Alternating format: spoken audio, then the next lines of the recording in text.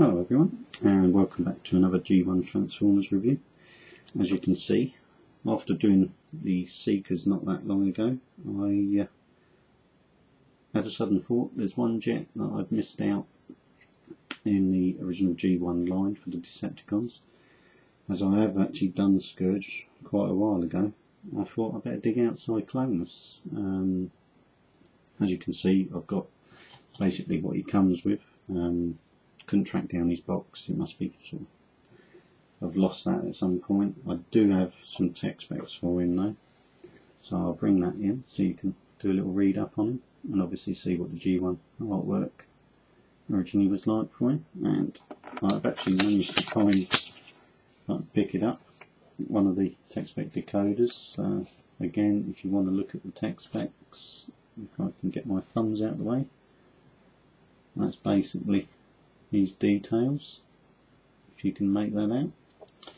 Not the most successful way of doing the tech specs, which is probably why they went to the block version of it later on in the G1 line. And I'll bring in his little instruction booklet so you can see what that looks like. And it's obviously it's not a double-sided one like some of the Micromaster ones, it's just the figure displayed on one side. Accessories he came with was obviously just his gun, which is again unique to this particular figure, and quite a nice little blaster in its own right. Anyway, getting to the main figure, which is obviously a futuristic space jet type mode, obviously due to the fact that Unicron rebuilt some of the Seekers and the Decepticons into becoming the, well, I suppose you'd class it Cyclonus, what was it, in his Armada, which were other versions of himself, almost clones of him, and Scourge and his sweeps, I believe they were. As to which one you want to be which, you know, is this a clone, is this the original Cyclonus? You could invariably have more than one of the same toy and build up your little army, but I never really saw the point of that when I was younger.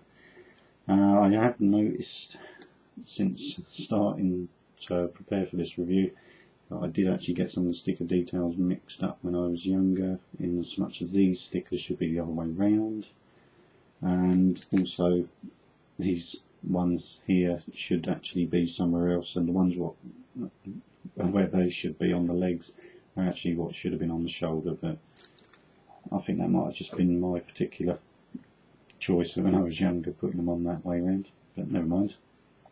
I could re-sticker him I suppose, but I really can't really be bothered to buy another set of retro labels for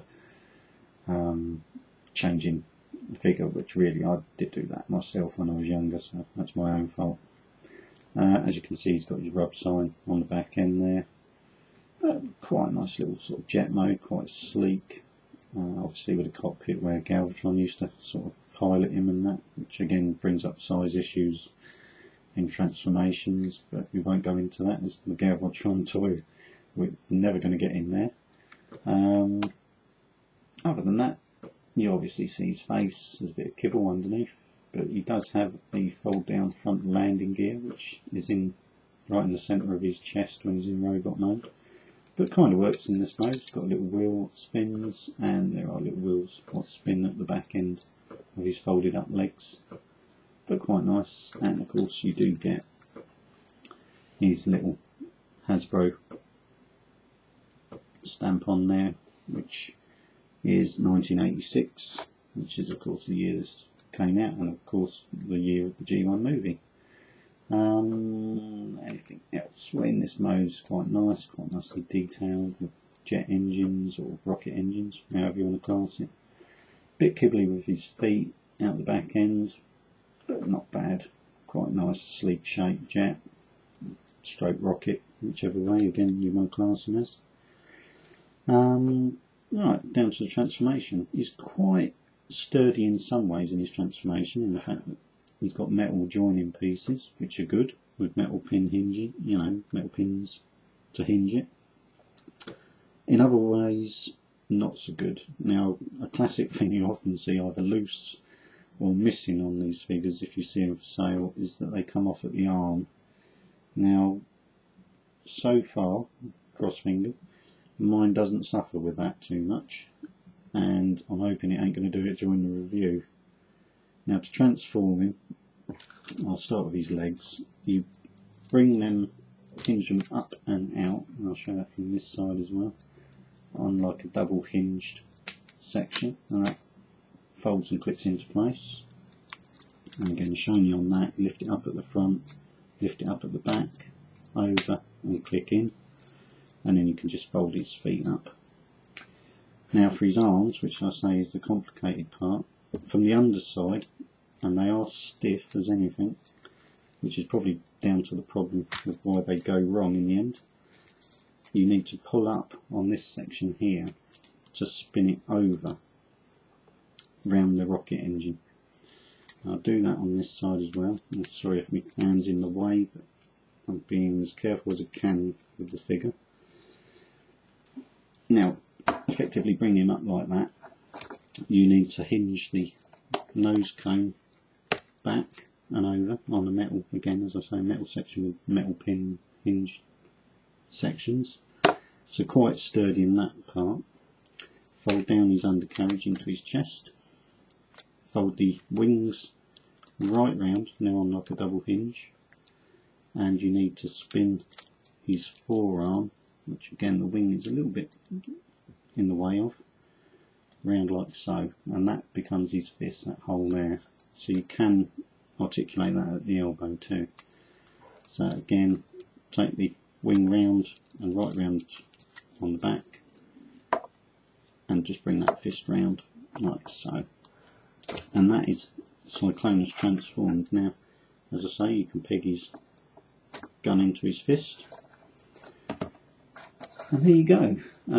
Head sculpt, if I just bring the camera up slightly, is not the greatest for his horns. It's not as in proportion as in the cartoon, but his face sculpt, if I can bring that in, is pretty good, but not quite as beardy as he appears in the cartoon either. Articulation for a G1 is actually quite impressive. He has actually got shoulder and elbow articulation with a little bit of playing around. Obviously you can swivel his arm as well at those joints. He does actually have hip articulation, and with a little bit of imagination, a little bit sort of knee articulation, and obviously a little bit of foot, but not completely accurate in that sense. These panels around the back here, I should also note, do swing up and out, which does help a little bit with the leg movement. But it's not really essential actually. You can actually keep them back round, whatever your personal preference is really with that. But he's a pretty good G1 for articulation and style. He's unique in the G1 line, other than obviously his reincarnation as a target master.